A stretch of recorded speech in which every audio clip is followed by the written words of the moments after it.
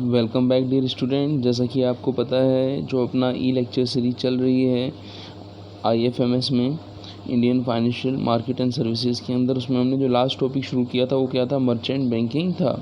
और हमने merchant banking से रिलेटेड कुछ टॉपिक भी पढ़े थे कि मर्चेंट बैंकिंग की मीनिंग क्या है, कॉन्सेप्ट्स क्या है, रेगुलेशन क्या है। आज हम इस वीडियो के अंदर मर्चेंट बैंकिंग सीरीज के अंदर एक नेक्स्ट टॉपिक ले रहे हैं, role of merchant banker in issue management. हमें ये तो समझ आ चुका था कि मर्चेंट बैंकर होता क्या है। अब हमें इसे रिलेट करना है कि मर्चेंट बैंकर जो है इशू मैनेजमेंट के अंदर क्या काम करते हैं, और इशू मैनेजमेंट जो होता है वो मर्चेंट बैंकिंग का कौन सा फंक्शन होता है। हमने लास्ट वीडियो के अंदर पढ़ा था कि मर्चेंट बैंकिंग के जो फंक्शन होते हैं वो क्या होते हैं, सर्विस बेस्ड और फंड बेस्ड फंक्शन होते हैं। तो जो आपका इशू मैनेजमेंट होता है वो कौन सा फंक्शन होता है, इशू में ऐसा आ रहा है तो सर्विस बेस्ड फंक्शन होता है। तो जो सर्विस बेस्ड फंक्शन है मर्चेंट बैंकिंग का इशू मैनेजमेंट, वो है क्या। उससे पहले मैं आपको मर्चेंट बैंकिंग के बारे में थोड़ा बता देता हूँ कि जो मर्चेंट बैंकिंग होता है उसके फंक्शंस को हम 2 पार्ट में डिवाइड करते हैं। पहला क्या कहलाता है, सर्विस बेस्ड फंक्शन, और दूसरा कहलाता है फंड बेस्ड फंक्शन।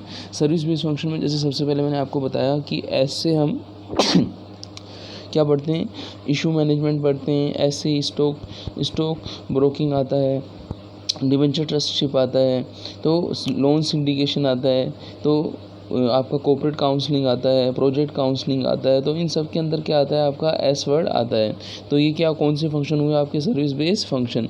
इसके अलावा दूसरे जो फंक्शन होते हैं वो फंड बेस्ड फंक्शन होते हैं, जो सर्विस बेस्ड से थोड़ा डिफरेंट होते हैं। उनमें क्या डिफरेंस होता है उसमें जैसे हम देखें तो हमने फंड बेस्ड सर्विसेज के अंदर क्या पढ़ा था आपका, जैसे बिल डिस्काउंटिंग हुआ, वेंचर कैपिटल हुआ आपका, इसके अलावा ब्रोट आउट डील्स हुई, leasing and hire leasing financing रहा। तो कहने का मतलब ये हुआ कि कहीं ना कहीं जो हमने कुछ ऐसी टर्म्स पढ़ी थी जिसमें एस नहीं आता था, जिसमें एस आता है उसमें मोस्ट ऑफ कौन सी सर्विसेज होती हैं वो आपकी, बोलो, सर्विस बेस्ड फंक्शन होते हैं। जिसमें एस नहीं आता वो कहलाते हैं फंड बेस्ड फंक्शन कहलाते हैं। तो मैं यहाँ पे रीड कर देता हूँ कि मर्चेंट बैंकिंग जो था वो है क्या, और उसका जो आज की तारीख में एक इम्पोर्टेंस बिजनेस के लिए उसकी इम्पोर्टेंस क्या है। तो सबसे पहले मैं आपको बता देता हूँ कि मर्चेंट बैंकिंग का जो कॉन्सेप्ट है वो कहाँ से इंट्रोड्यूस हुआ था, लंदन से इंट्रोड्यूस हुआ था। इंडिया के अंदर ये जो कॉन्सेप्ट आया था पहले ये फॉरेन के लिए आया था, फॉरेन ट्रेडिंग के लिए। बाद में इसने डोमेस्टिक फाइनेंसिंग में भी हेल्प किया। तो मर्चेंट बैंकिंग के इवोल्यूशन के बारे में यहाँ पे आपको बताने जा रहा हूँ। जैसा कि आप देखें मर्चेंट बैंकिंग के इवोल्यूशन के बारे में यहाँ पे लिखा हुआ है, merchant banking is oriented through the entering of London merchant in a foreign trade through acceptance of bills. कि जो आपका लंदन में मर्चेंट बैंकिंग जो इंट्रोड्यूस हुआ था उसका जो फर्स्ट पर्पस था वो क्या था कि जो एक्सेप्टेंस ऑफ बिल हाउस था उसके अंदर क्या करना, एंट्री लेना। तो ये उसका मेन जो कोजेस माना जाता है कि इवोल्यूशन के अंदर सबसे पहले हम क्या पढ़ते हैं कि लंदन के अंदर जो मर्चेंट बैंकिंग का यूज़ हुआ था वो क्या हुआ था, एक्सेप्टेंस ऑफ बिल का हुआ था। कहने मतलब एक्सेप्टेंस ऑफ बिल कौन सी सर्विसेज थी, एक्सेप्टेंस ऑफ बिल्स आपकी थी कौन सी, बोलो, बिल डिस्काउंट बोलते हैं जिसको। बिल है तो वो किसके अंदर आएगा, आपका फंड बेस्ड सर्विसेज में आएगा। तो कहीं ना कहीं हमने देखा कि जो मर्चेंट बैंकिंग की शुरुआत हुई थी वो किससे हुई थी अपनी, बोलो, वो फंड बेस्ड सर्विसेज से हुई थी। जैसे कि लंदन में भी क्या हुआ था, जैसे कि यहाँ पे लिखा हुआ है, over a period they extended their activity to domestic business of syndication of long term loan and short term finance underwriting. तो धीरे धीरे उन्होंने क्या किया था, फिर डोमेस्टिक बिजनेस के अंदर भी इस सर्विसेज को यूज़ में लिया था। अब हम मर्चेंट बैंकिंग की जो बहुत सारी सर्विस हमने यहाँ पर डिस्कस की, उनमें जो अपना आज का टाइटल है वो क्या है, role of merchant banker in issue management. Issue management का मतलब ये हुआ कि जब कोई भी कंपनी, इशू वर्ड आप कहाँ पढ़ते हैं पहले आप मुझे बताएं, इशू आप कहाँ पढ़ते हैं, आप पढ़ते हैं फाइनेंशियल इंस्ट्रूमेंट या फाइनेंशियल मार्केट के अंदर। कि जो अपना फाइनेंशियल मार्केट के टाइप थे, या तो मनी मार्केट था, कैपिटल मार्केट था, मनी मार्केट इंस्ट्रूमेंट थे, कैपिटल मार्केट इंस्ट्रूमेंट थे। कैपिटल मार्केट में भी फर्दर 2 टाइप थे, प्राइमरी मार्केट है तो प्राइमरी मार्केट के इंस्ट्रूमेंट थे, फिर सेकेंडरी मार्केट था स्टॉक एक्सचेंज तो उसके इंस्ट्रूमेंट थे। तो कहने का मतलब ये हुआ कि यदि कंपनी क्या करती है, यदि उसको फंड रेज करना है तो कहीं ना कहीं उसको मर्चेंट बैंकिंग बहुत हेल्प करेगी। तो इशू मैनेजमेंट करते समय हमें मर्चेंट बैंकिंग की हेल्प लेते हैं तो हमें क्या चीज़ें ध्यान में रखनी होती हैं, उनको हम यहाँ पे 1 बाय 1 डिस्कस करेंगे।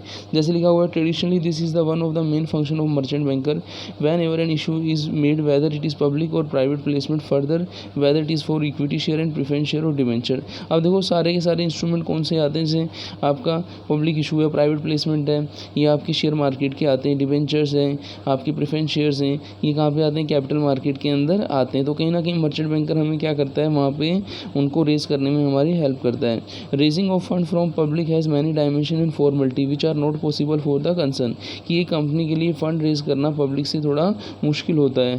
Company to comply with where merchant banker come to rescue, तो होता क्या है कि जो मर्चेंट बैंक होते हैं वो एज ए एडवाइज़र उनके लिए हेल्प करते हैं। Marketing effort to convince the prospect investor need special attention, कि प्रोस्पेक्ट इन्वेस्ट को हमें एक्चुअल इन्वेस्टर के अंदर कन्वर्ट करना है तो कहीं ना कहीं हमें मर्चेंट बैंकिंग की हेल्प लेनी पड़ेगी। अब हम देखें कि जो अपना इशू मैनेजमेंट है उससे रिलेटेड क्या क्या मर्चेंट बैंकिंग जो है एक्टिविटी परफॉर्म करता है। The specific importance activities related to the issue management perform by the merchant banker are here. पहला क्या है, advise the company about the quantum and terms of raising fund, कि सबसे पहले वो कंपनी को बताएगा कि उसको कितना फंड रेज करना है और जो फंड रेज की टर्म्स रहेंगी वो पहले स्पेसिफाइड करे।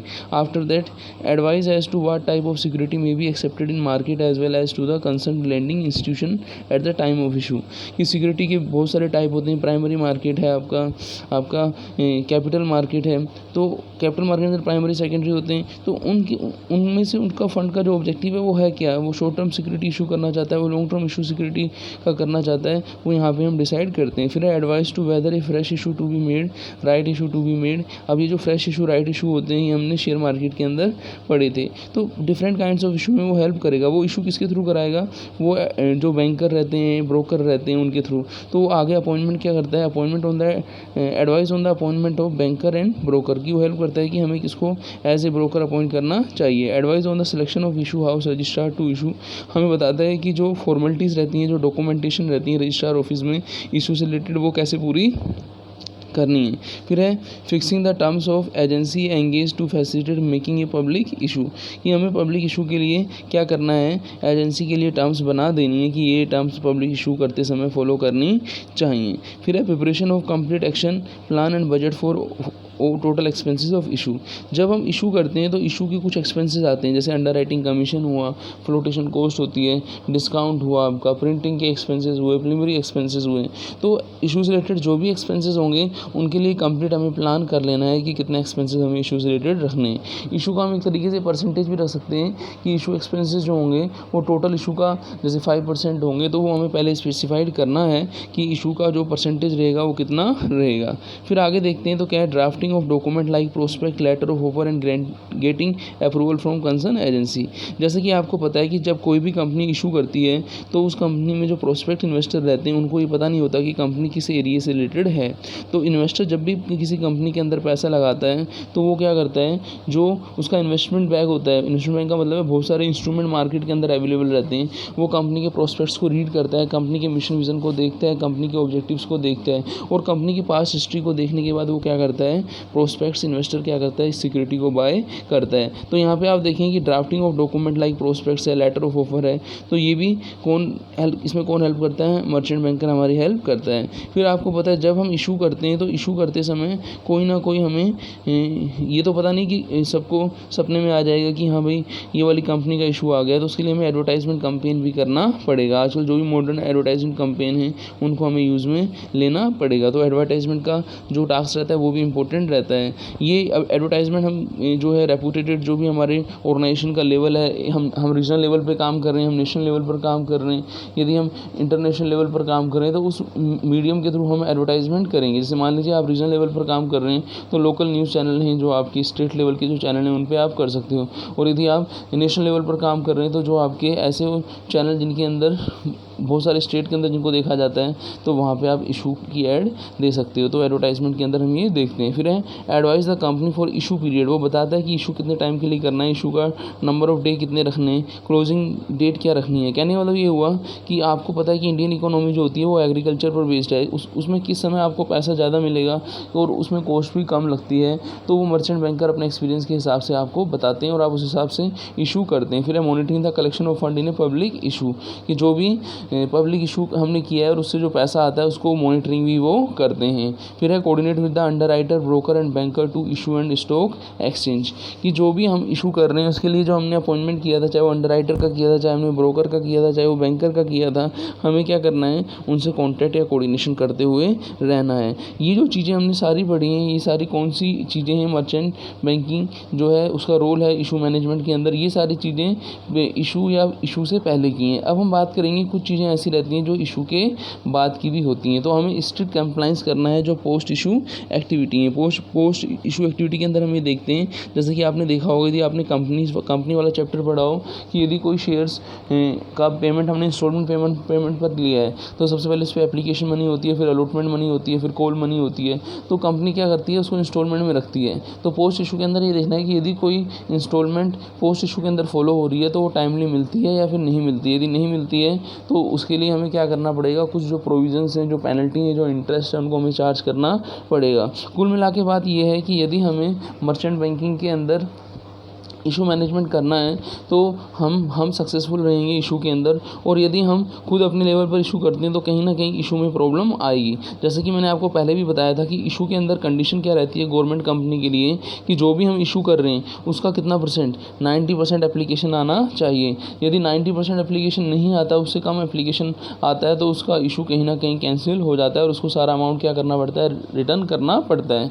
तो उस अमाउंट को, मान लीजिए किसी कंपनी को 80% एप्लीकेशन आई, 10% रह गया, तो उस 10% के कारण उसे जो सारा 80% है उसको रिटर्न करना पड़ेगा एक स्पेसिफाइड टाइम के अंदर। तो उस रिस्क से बचने के लिए हम क्या करते हैं, मर्चेंट बैंकर की हेल्प लेते हैं, जो हमें गाइड करते हैं इशू मैनेजमेंट के अंदर, कि हमें कब सिक्योरिटीज़ का इशू करना है, क्या सिक्योरिटी की जो टर्म्स कंडीशन रहेंगी, कि क्या टाइम पीरियड रहेगा, जो इंटरेस्ट रहेगा वो क्या रहेगा, हमें ब्रोकर से कॉन्टैक्ट करना है या फिर नहीं करना, हमें एडवर्टाइजमेंट कहाँ करना है। तो ये सब एक्टिविटीज़ हमने एक्टिविटीज़ के अंदर पढ़ी हैं। The specific important activity related to the issue of merchant banker perform by the merchant banker, कि मर्चेंट बैंकर क्या क्या एक्टिविटी इशू मैनेजमेंट के अंदर करते हैं वो यहाँ पे पूछा जा सकता है। तो उनको आप इन पॉइंट्स के थ्रू बता देंगे, कि जैसे हमने पहले बताया था, advice the company about the quantum and terms of raising fund.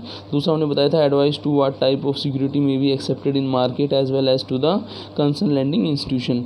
हमें टाइम का देखना है कि सिक्योरिटी की कैटेगरी देखनी है कि कौन सी कैटेगरी है, मनी मार्केट है, कैपिटल मार्केट है, इस तरीके से।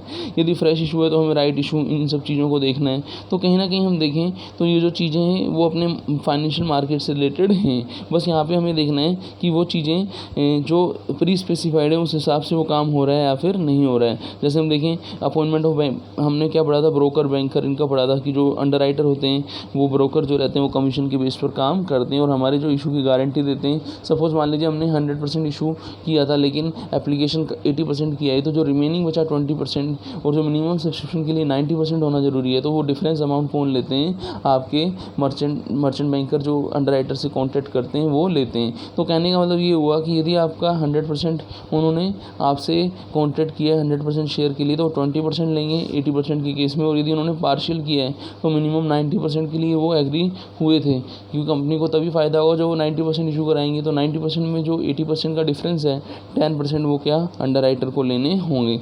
अब अंडरराइटर करते क्या हैं, इसके लिए वो चीज़ें हम आगे आने वाले लेक्चर्स के अंदर पढ़ेंगे। तो हमने यहाँ पे देखा अपॉइंटमेंट ऑफ बैंकर या अंडरराइटर हैं, उनकी हम बात करते हैं।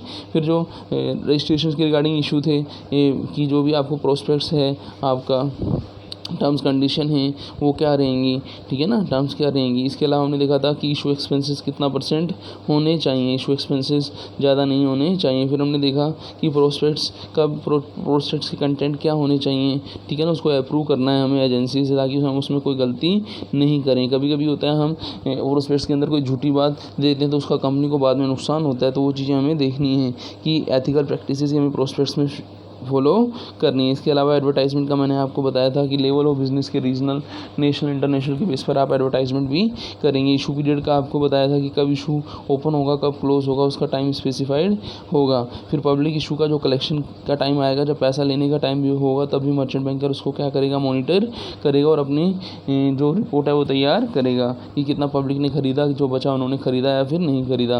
ब्रोकर बैंकर से उनसे कोऑर्डिनेशन करना और पोस्ट इशू को हैंडल करना पोस्ट इशू में कुछ प्रॉब्लम्स आती हैं इशू के बाद, तो उनको पोस्ट इशू के अंदर हम रखते हैं। तो इस लेक्चर के अंदर हमने यही पढ़ा कि जो मर्चेंट बैंकर है वो क्या होता है, मर्चेंट बैंकर इशू मैनेजमेंट में हमारी कैसे हेल्प करता है, मर्चेंट बैंकिंग के जो फंक्शन थे, कौन से फंक्शन थे आपके सर्विस बेस्ड और फंड बेस्ड। उसमें यहाँ पे हमने सर्विस बेस्ड फंक्शन में जो आपका इशू मैनेजमेंट है, इसमें ऐसा आ रहा है इशू मैनेजमेंट को हमने यहाँ पे पढ़ा। तो मिलेंगे हम नेक्स्ट लेक्चर में, उसके अंदर हम नेक्स्ट चीज़ें पढ़ेंगे। Thanks for watching.